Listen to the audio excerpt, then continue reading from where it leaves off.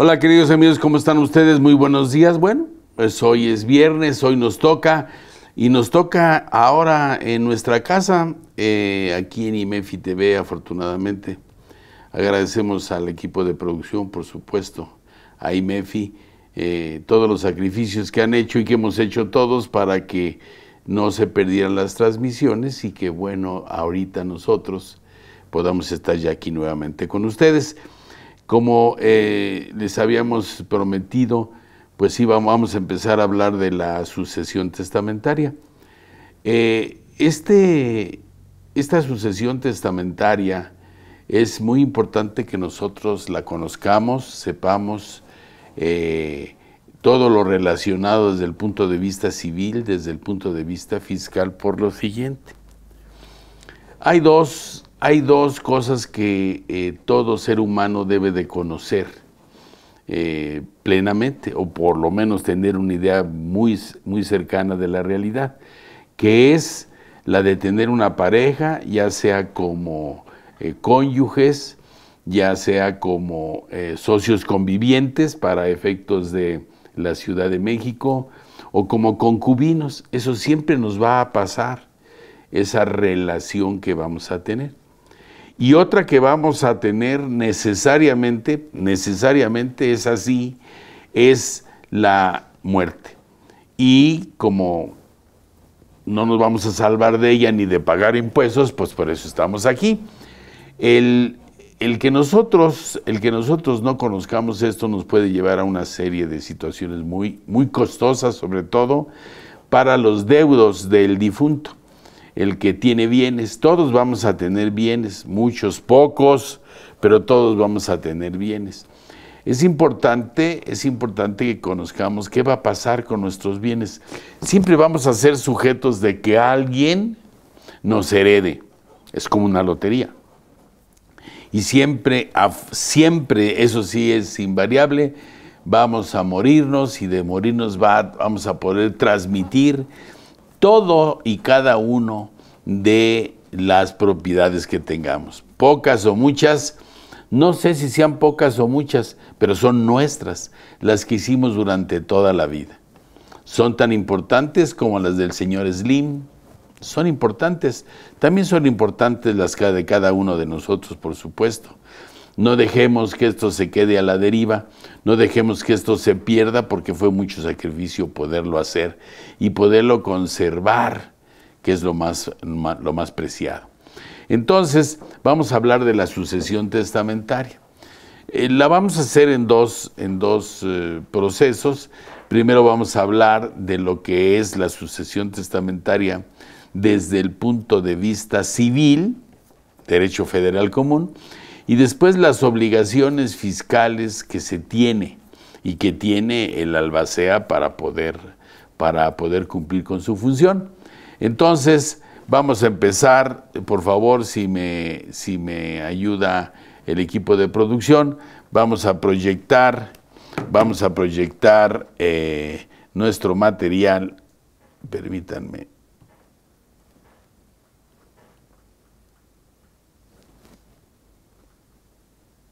Ok, perfecto. Aquí está los aspectos civiles. Perfecto. Bien, como lo dice, según el artículo 1281 del Código Civil del Distrito Federal o de la Ciudad de México, la sucesión es un acto de la decisión de todos los bienes del difunto y con todos los derechos y obligaciones que no se extinguen con la muerte. Es importante conocer que hay cosas que, aunque nosotros pues estemos muertos, no van a dejar de cumplirse con los bienes que tengamos y con los herederos o legatarios que sean designados o que nosotros designemos. Esta situación, por ejemplo, el dar alimentos, esa no se extingue con la muerte. El dar alimentos cuando tengo hijos todavía menores de edad, menores de 18 años o 25 años y aún siguen estudiando. la situación de dejar desamparado al cónyuge, de dejar desamparado a nuestros padres, y eso es muy importante saberlo y conocerlo. Todas las obligaciones se deben de seguir cumpliendo. ¿Quién va a hacer eso? Vamos a ver más adelante que va a haber un representante común, un representante legal que yo voy a nombrar, porque la ley dice, la ley legal, la ley dice que tengo que nombrar un representante. Y ese representante es el que va a cumplir con todas las obligaciones y deseos que nosotros tenemos. Y como lo dice la herencia, la define por la voluntad del testador o por disposiciones de ley. La primera se llama testamentaria y la segunda se llama legítima. Entonces, si nosotros vamos a testar y vamos a decir es para fulano, sutano, mengano, es como un legado, pero si decimos para todos mis hijos, fulano, sutano y mengano, son estos bienes, esa es la sucesión testamentaria. Y cuando decimos este bien en especial es para fulano de tal. Es importante tenerlo también. Y recuerden ustedes que debemos de ser muy, muy, muy conscientes con relación a quién le dejamos nuestros bienes o los derechos de esos bienes. Porque también podemos hacer que sea por medio de un usufructo. ¿De acuerdo? Para que no dejar desamparado a la gente que estuvo con nosotros. Es importante. Bien. El testador puede disponer de todos o parte de sus bienes. La parte de que no disponga quedará registrada como sucesión legítima, según el artículo 1283. Ese también debemos de ser muy claros. Siempre hay que hacer heredo todos mis bienes a fulanos de tal. Todos los que se tengan en el momento de la sucesión. Se va a encargar el albacea, como lo vamos a ver, de hacer un concurso de acreedores y un concurso de herederos, en donde el albacea tiene que hacer a quién se le debe para pagarle y a quién lo que sobre, a quién se le va a transmitir. Cuando es un testamento, responden en forma solidaria todos los herederos.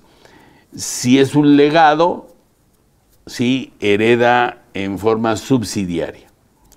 Heredo todos mis bienes, a todos mis hijos, y mi casa de Cuernavaca se la heredo a fulano de tal. Hay que especificar los bienes, por supuesto. Entonces, también ya se sabe, pero se dice, espérame, porque voy a hacer un inventario de qué es lo que quedó a deber la persona que se murió, a la que me designó como albacea, y para cubrir todos esos gastos, recuerden que primero están, obviamente, en los menores, la obligación de dar alimentos, los trabajadores, si es que tengo trabajadores para liquidarlos, o que se haga cargo la persona al que le heredé mi negocio, o la empresa, o mis acciones, ¿sí? Y posteriormente vienen todos los demás. Entonces, pero sí es importante que todo eso se cumpla de manera correcta. El legatario adquiere a título particular y no tiene más cargas que las que expresamente le imponga el testador, sin perjuicio de la responsabilidad subsidiaria de los herederos o legatarios. Cuando todas las herencias se distribuyen en legados, los legatarios serán considerados como herederos. O sea, todo es un legado, todos le entran en forma solidaria. Si la persona que fallece tiene 1,000,000 de pesos, debe 800,000 pesos, y aparte la casa de Cuernavaca, ya se están peleando sin saber qué es lo que hay que pagar. Entonces, cuando ya se hagan todos los pagos a los acreedores, van a quedar 200,000 pesos y se va a repartir entre ellos, ni una cantidad más. Pero si lo que debe esta persona que fallece es 1,200,000, por ejemplo, entonces cambian las cosas, porque ya se están peleando los herederos y no les va a tocar absolutamente nada. ¿De acuerdo? Y los 200,000 pesos que faltan tiene que en forma subsidiaria el legatario cubrirlo, ya sea que venda el bien o ya sea que ponga el dinero para liberar. Si no quedan liberadas todas las obligaciones, no se puede hacer la adjudicación de los bienes de la herencia. Según el artículo 1285, el testamento es un acto personalísimo, revocable y libre. Yo, Jesús Milla, vengo a hacer mi testamento personalísimo. Revocable, lo puedo cambiar a la hora que yo quiera y como yo quiera y dejarle a quien yo quiera los bienes. Y libre, no debe de haber ninguna coacción con relación a quienes están con ese derecho. Si se nota que hay una coacción, obviamente es uno de los argumentos por los cuales se puede pelear el testamento. Por otro lado, no se puede testar en el mismo acto 2 o más personas, aunque sea en provecho mutuo. No, pasa fulano de tal y se acabó. Este es el único acto en que en realidad cuando se firma se conoce al notario, porque el notario pues es como si fuera Dios. Pues, todos saben que existe, pero nadie lo puede ver. O sea, para que aparezca el notario es un poquito complicado, salvo obviamente que se tenga una relación, una amistad, un trato especial, o que realmente se preocupe el notario por sus clientes, pero definitivamente no. Siempre va a mandar a uno de sus auxiliares. En el artículo 1305 puede testar todos aquellos que la ley no prohíbe expresamente ese ejercicio de testamento. Obviamente vamos a ver que hasta a partir de cuándo se puede hacer testamento, a partir de los 17 años. A partir de los 16 años, ya se puede hacer testamento. Antes de los 16 no se puede hacer ese testamento. Nosotros tenemos también, hay la incapacidad para testar. ¿Quiénes son incapacitados o que no pueden testar? Los menores que no hayan cumplido 16 años, como ya les expliqué. Los que habitualmente o accidentalmente no disfruten de su cabal juicio. Y hablo habitualmente o accidentalmente porque puede estar declarado interdicto, por ejemplo, puede estar declarado con deficiencias mentales, puede ser una persona que no tenga la ya sea física o legalmente, se le tenga la capacidad de disponer de sus bienes. Eso es muy importante entenderlo también. También en el 1313, todos los habitantes, aquí en el caso de la Ciudad de México, de cualquier edad, que sean tienen capacidad para heredar y no pueden ser privados de ella en un modo absoluto, pero con relación a ciertas personas y a determinados bienes pueden perderla por cualquiera de las siguientes causas. Miren, si yo soy heredero universal, pues no me pueden privar en forma absoluta, porque primero hay que ver a quién se les debe el dinero para que después reciba yo la diferencia, ya sea solidaria o subsidiariamente. ¿De acuerdo? Y obviamente hay causas que la pueden llevar a efectuarla. Primero, falta de personalidad. ¿Qué falta de personalidad? Bueno, recuerden que todos nosotros somos individuos personalísimos. Tenemos un nombre, una fecha de nacimiento, unos antecedentes de quién fueron mis padres, de quién fueron mis abuelos. Ese tipo es la personalidad. Existe, no sé si ustedes tengan ustedes conocimiento, pero existió un artista, un cantante muy famoso, Javier Solís, que se casó varias veces, pero se casó varias veces con diferentes nombres. Pues sí estaba casado legalmente y tuvo hijos. A la hora de su muerte, que fue intempestiva por la carga de trabajo que tenía, no se pudo atender de un problema gástrico, y bueno, pues murió. A la hora de la muerte, pues ya se podrán imaginar, pues resultaron las esposas, y al momento de checar su identidad, quién es él, la personalidad, pues resulta que sí tenía una esposa. Pues realmente las demás ni siquiera fueron concubinas, porque para poder ser concubino se requiere que sean 2 años o tener hijos en común, pero que estén libres de matrimonio. Entonces, pues las damas que estuvieron casadas con él, pero con otro nombre que no era su identidad, pues no recibieron absolutamente nada, nada más la primera esposa, la primera que sí era su esposa. Recuerden que mientras no exista un divorcio, pues sigue teniendo la esposa, sigue teniendo una, porque la autoridad en primer lugar no sabe si naciste si no hay un acta de nacimiento. No sabe si te casaste si no hay un acta de matrimonio.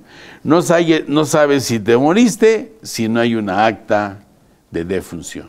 Entonces, allá está la autoridad, esa desconoce totalmente. Otro es por delito. Recuerden que los que pierden su oportunidad es por haber cometido un delito, ya sea por causas imputables a él o a partir de él con la persona que está haciendo su testamento. Eso se tiene que demostrar. Y fracción tercera, la presunción de influencia contraria a la libertad del testador y a la verdad e integridad del testamento. La presunción de influencia. Recordemos que es muy complicado dejar de heredero, ¿sí?, a la persona que me atendió cuando estaba yo muy enfermo. Alguna influencia. En ese momento fui o un abogado, o un notario, o una persona, o mi director espiritual, si se demuestra que hubo influencia, por supuesto, o simplemente otros herederos, por favor, claro. Normalmente el que testa, pues es su voluntad hacerlo. Pero oye, no, mira, acuérdate que fulano, que te hizo esto y que el otro. Entonces, si hay influencia, entonces se puede, obviamente, demostrar esa influencia o no demostrar esa influencia con el simple hecho de ponerlo en entredicho. Ya tenemos un verdadero problema para los bienes de la herencia. Falta de reciprocidad internacional. Esta falta de reciprocidad internacional es importante porque si nosotros no tenemos relación con otros países, pues no podemos tener o no podemos entregar o no podemos recibir los bienes que nos dejaron por herencia. Si no tenemos, por ejemplo, ahorita con el problema de Rusia, están rotas las relaciones, me imagino, pues si tenemos bienes allá o tenemos a alguien que nos va a heredar en Rusia, pues no podemos recibirlo porque no hay reciprocidad. Por utilidad pública. Esa es una parte que puede ser total o parcial, porque si a mí me están heredando una propiedad en la cual va a pasar o está pasando el Tren Maya, pues automáticamente, según el artículo 27 constitucional, pues es el que me da la oportunidad de tener la propiedad privada.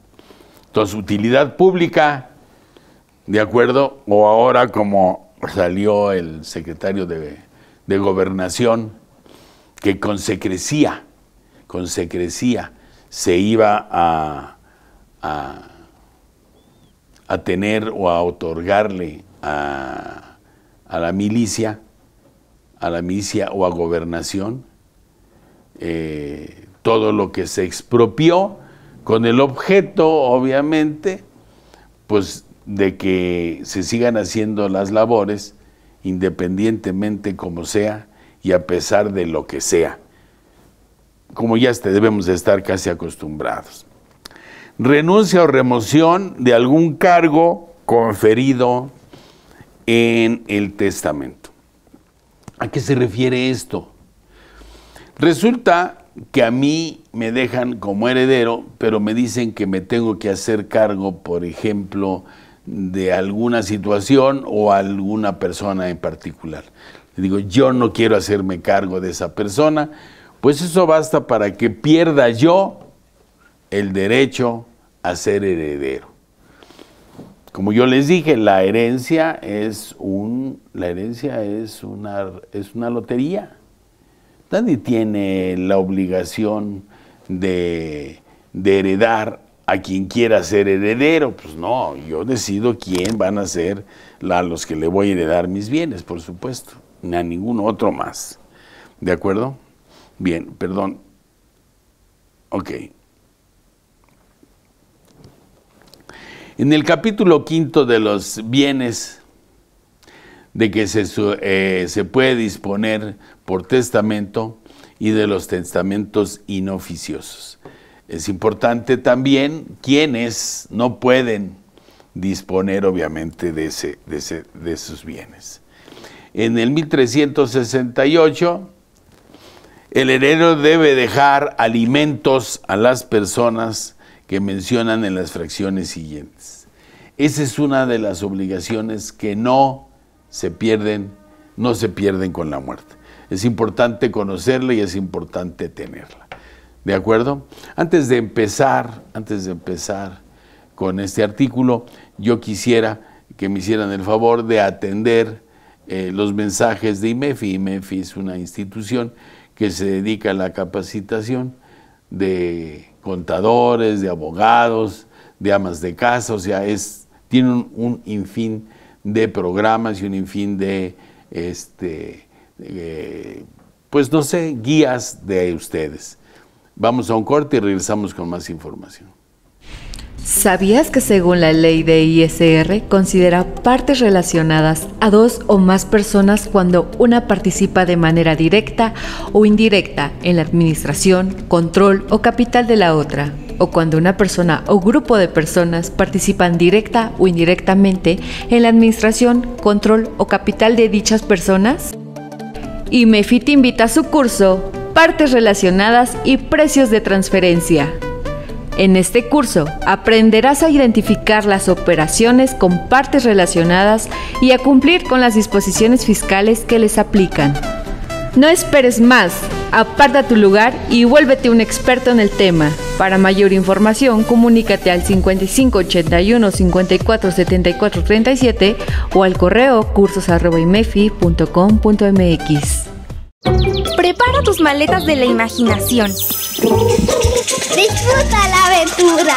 En el 27 Festival Internacional de Cine para Niños y no tan niños, del 9 al 14 de agosto. Consulta sedes y horarios en www.lamatatena.org. ¡Viajemos en cine!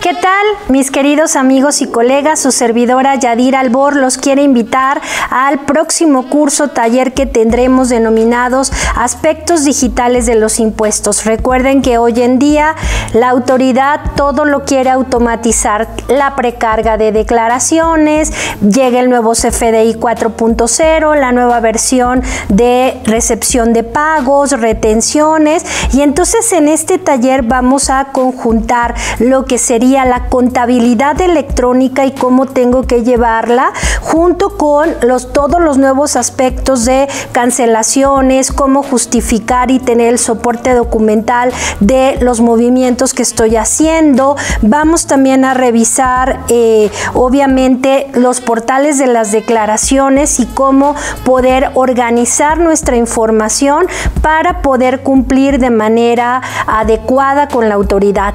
No se lo pierdan, nos vemos próximamente. Aspectos digitales de los impuestos.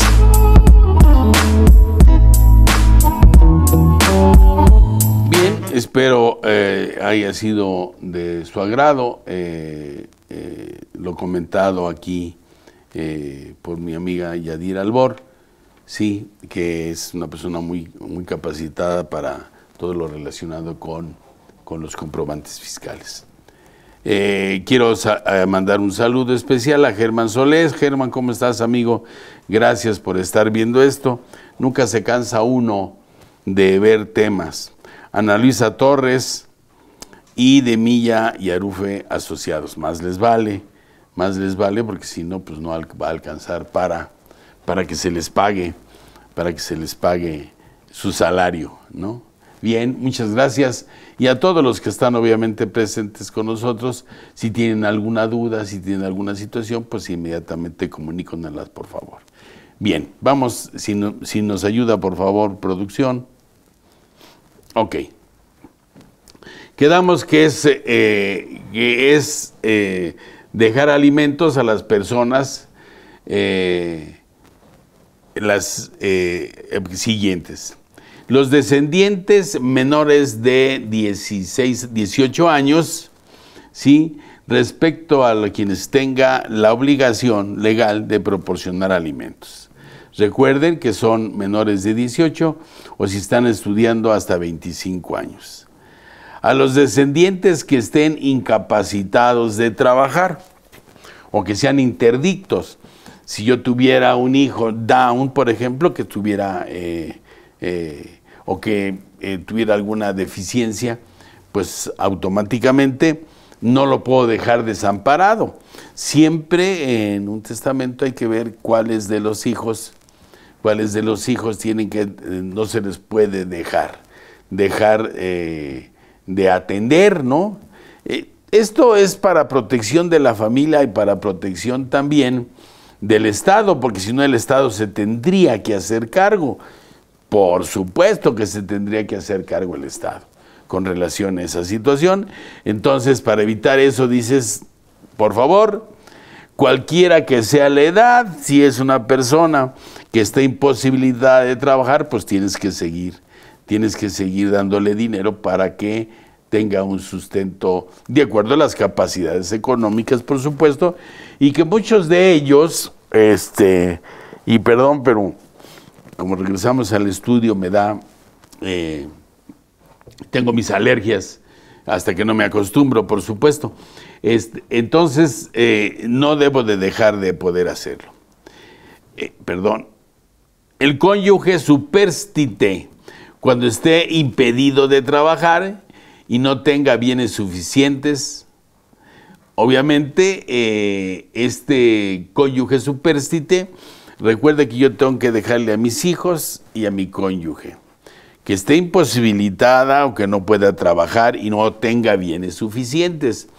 Es importante esto que dice de bienes suficientes por lo siguiente.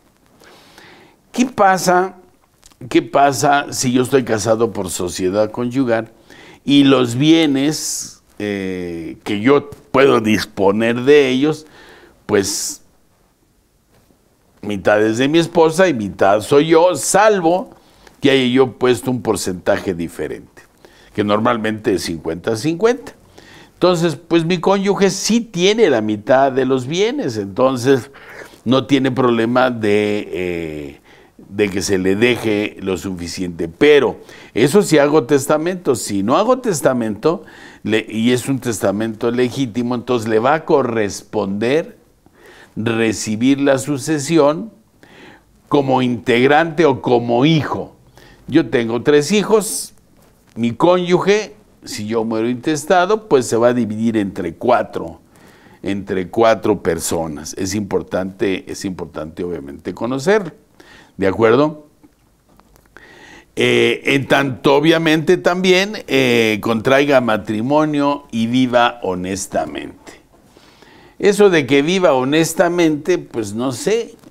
Yo tendría que avisarle a mi abuelita, sacarla de la tumba y decirle, oye, abuelita, ¿qué es honestamente? Porque yo me acuerdo que cuando salían aquellas películas de Cancán y de las bailadoras rumberas, decía, esa mujer deshonesta.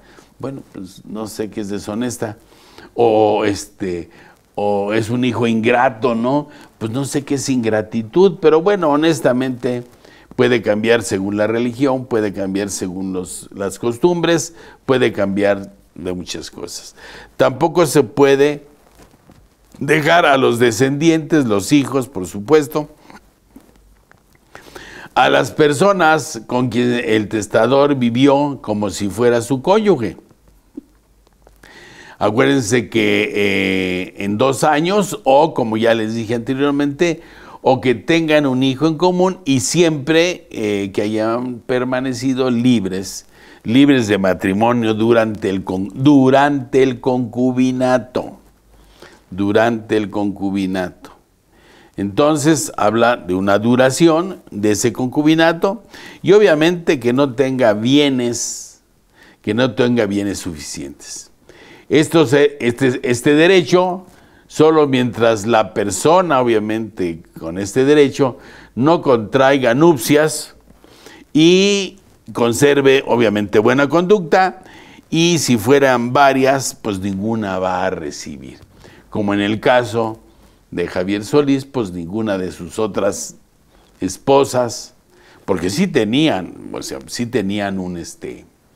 un comprobante de matrimonio, de haber estado casadas, pero se casó con una persona que tenía otra identidad diferente al que se murió. ¿De acuerdo? Bien. Los hermanos y demás parientes colaterales dentro del 4º grado. Los hermanos, que es 2º grado, 1er grado cabeza, papá, 2º grado hermano, colateral igual. Y los parientes colaterales dentro del 4º grado, recuerden que el parentesco es ascendente y descendente. Ascendente, mi padre, mis abuelos, bisabuelos, tatarabuelos y chosnos. Y descendientes es los que desciendan de cada uno de ellos hasta el 4º grado. Si vamos a hablar el más sencillo, 1er grado mi papá, 2º mi hermano, 3º mi sobrino y 4º mi sobrino nieto. ¿De acuerdo? Es importante también hacer la aclaración que hay sobrinos nietos que no tienen ninguno de nuestros apellidos. En el caso de mis hermanas que tienen hijos y sus hijos, pues resulta que ya esas personas ya no tienen nuestro apellido. ¿Por qué? Porque al momento de casarse mi hermana, el segundo apellido es el que tienen sus hijos, que sería el nuestro. Pero ya sus hijos ya tienen otros apellidos, entonces puede ser que sin tener el mismo apellido seamos parientes consanguíneos, ¿sí? Según los grados, pero bueno, hasta el 4º grado. Y dice, mientras que no cumplan 16 años, ¿sí? 18 años, perdón, y no tienen bienes suficientes para cubrir sus necesidades. Eso es los que también tienen el derecho. El artículo 1373 nos habla de que cuando el caudal hereditario no fuera suficiente a dar alimentos, se serán las siguientes reglas. Si mientras a los descendientes y el cónyuge supérsite a prorrata, como les toque, cubiertas las personas a que se refiere la función anterior, se ministrarán en prorrata a los ascendientes, primero ellos, después a los ascendientes. Después se ministrarán también a prorrata a los hermanos y a la concubina, hermanos, concubina, mis hijos, mis padres, hermanos, concubina.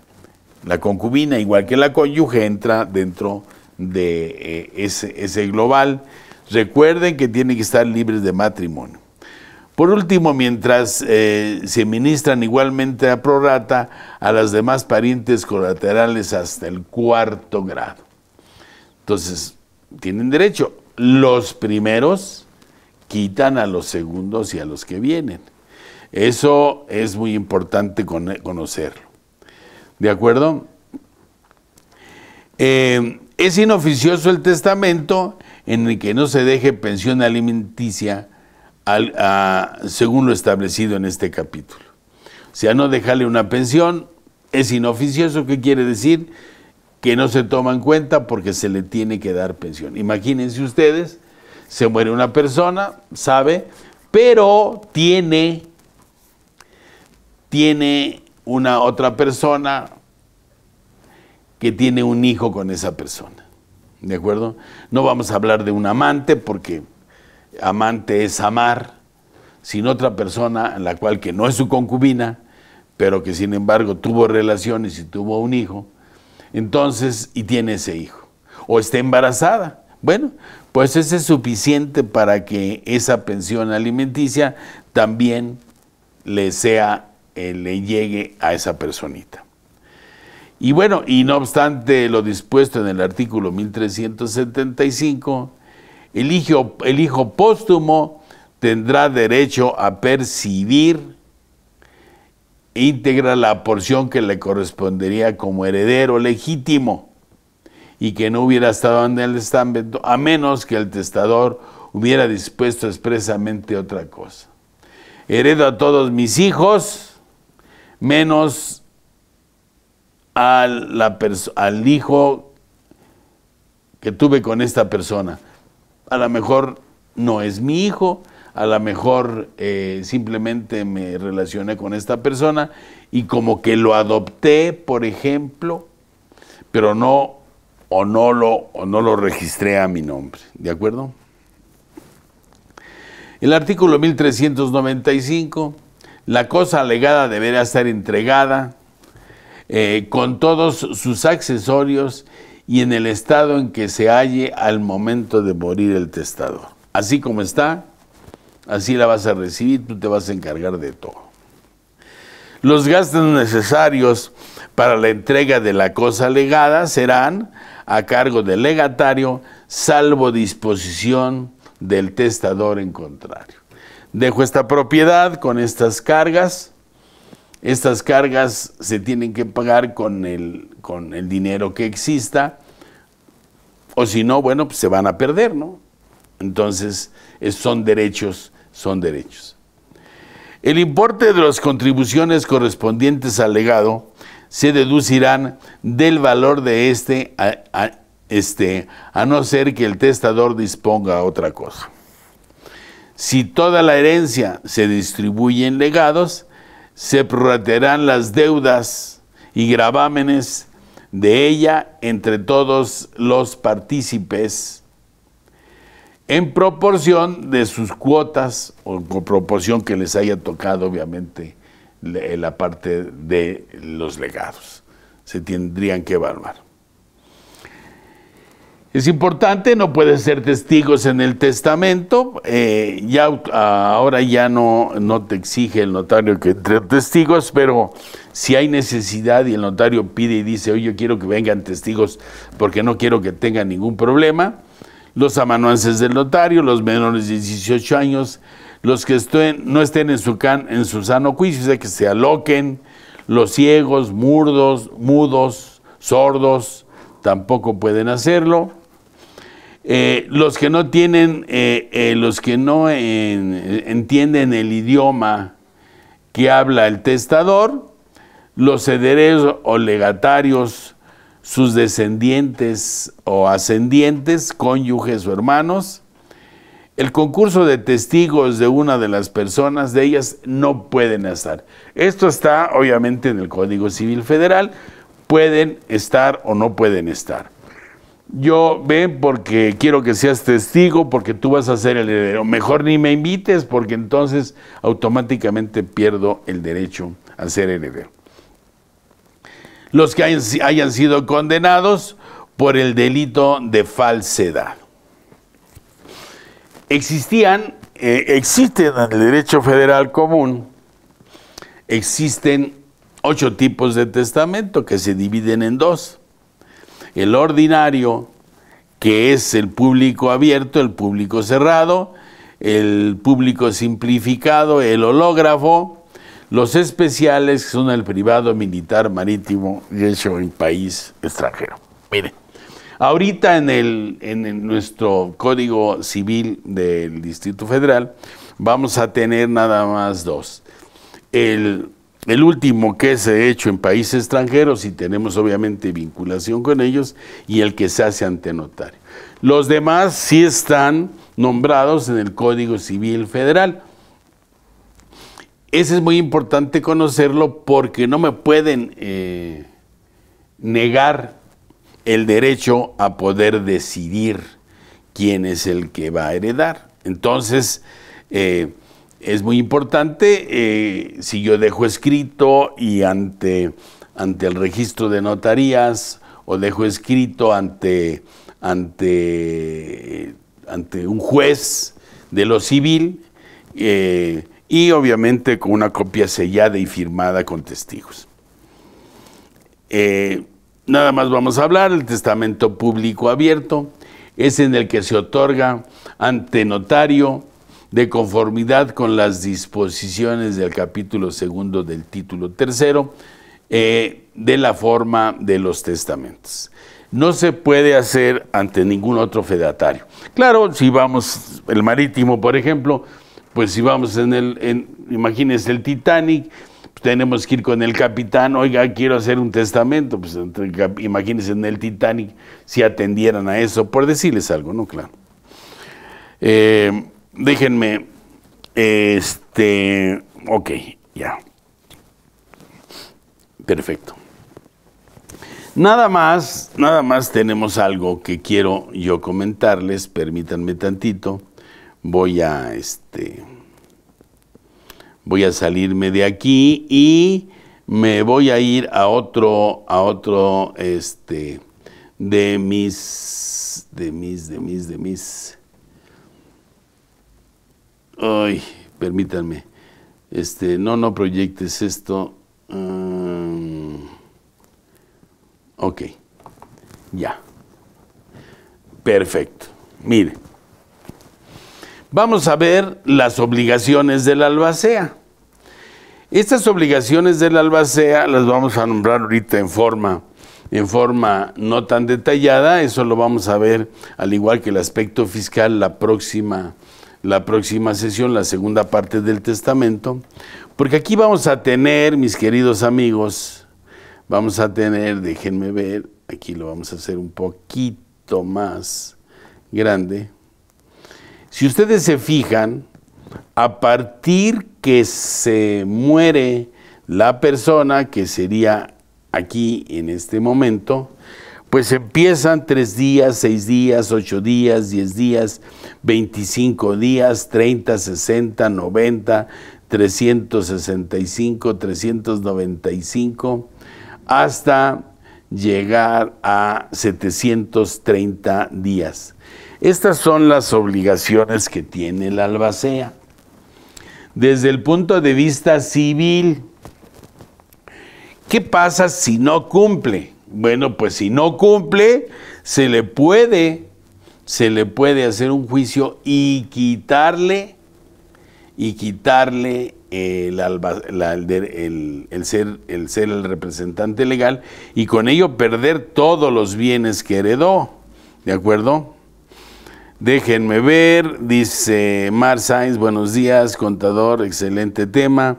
Mar, estoy en proceso de hacer un juicio testamentario y me está aclarando muchas dudas que tenía. Gracias. No, pues Mar Sainz, pues espero que sí, pero ese juicio testamentario pues es porque ¿quién es la persona que muere? Pues no se preocupó por dejar claro. Y mire, muchas veces, dejando testamento, muchas veces es un verdadero problema.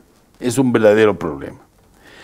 Dice, profesor, una pregunta. Entonces, si mi hermano falleció, a sus hijos les corresponde su parte de la herencia. Bueno, mira, sí es muy importante lo que me estás preguntando.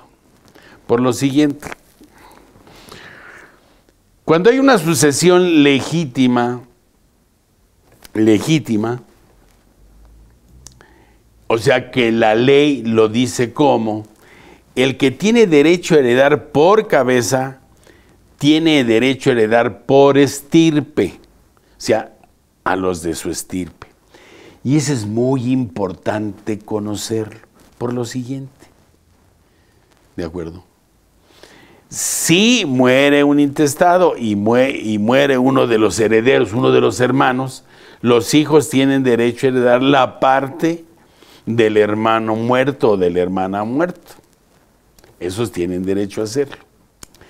Cuando se hace una sucesión, un testamento, yo puedo decir que heredo a mis hijos. Yo tengo que especificar que aparte, a falta de mis hijos, sus hijos. Es importante, porque si no nombro quién es aparte de mis hijos, entonces mis nietos no tienen derecho a heredar. Heredero a mis hermanos, ¿de acuerdo? A falta de y además los enumero. Mis hermanos, sus hijos, mis sobrinos. A la muerte de uno de mis hermanos, la herencia de ese hermano se distribuye entre los otros hermanos. Es importante aclarar cuando se hace una sucesión, cuando se hace un testamento. Cuando es una sucesión legítima, entonces, pues no, nada más por herencia, de cabeza, por estirpe. ¿De acuerdo? Entonces, pero eso es cuando no hay un testamento. Entonces es importante este calendario que ven ustedes, que está puesto aquí, que vamos a analizar paso a paso y según los artículos del Código Civil o del Código de Procedimientos Civiles, para conocerlo. Y nos vamos a ir posteriormente con la obligación fiscal con las obligaciones fiscales del albacea.